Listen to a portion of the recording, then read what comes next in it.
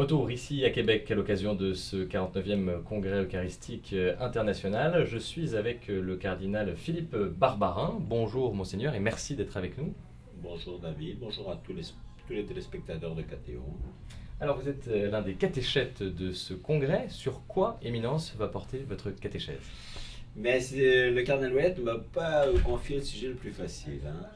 Donc, comme vous savez, dans l'Eucharistie, il y a toute la logique de la communion et du service qui est autour du jeudi saint. Ça, c'est la joie, si vous voulez, d'être ensemble et du fait que l'Eucharistie est vraiment une communion. Il y a la merveille et l'éblouissement de la résurrection. Donc on est comme Thomas ébloui devant Jésus ressuscité et on dit mon Seigneur et mon Dieu. Mais entre les deux, bien sûr, il y a le drame épouvantable, le désastre, si je puis dire, du vendredi saint et du sacrifice. Et donc il m'a confié cette partie. Qu'est-ce que c'est le sacrifice? Et c'est vrai que c'est un mot qui brûle un peu nos lèvres, dont on a un petit peu peur et qu'on voit tout en négatif.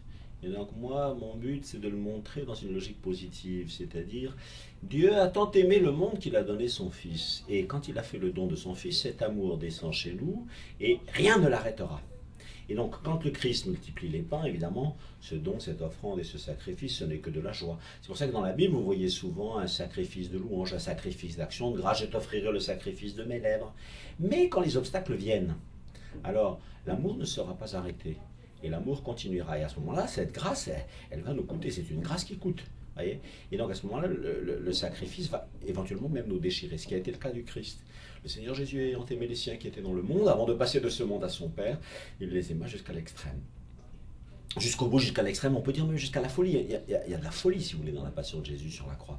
Et donc c'est un vent de folie, ou un véritable désastre qui arrive, et on voit que tous les apôtres s'enfuient, ils sont terrorisés, ils renient, non, je ne le connais pas, je ne l'ai jamais vu, etc.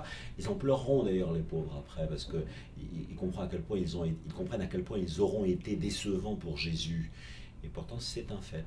Alors, ce que je voudrais montrer, c'est comment le sacrifice de Jésus, c'est la logique de cet amour qui va jusqu'au bout et que rien, jamais rien n'arrête. C'est une expérience humaine que nous savons, vous savez aussi, cela. Et c'est comme ça qu'on va le comprendre. Donc, la racine de cela se trouve dans la Trinité, c'est-à-dire, en fait, le Fils, quand il s'est reçu de son Père, il est tout entier offert à son Père en retour. Et c'est un acte éternel.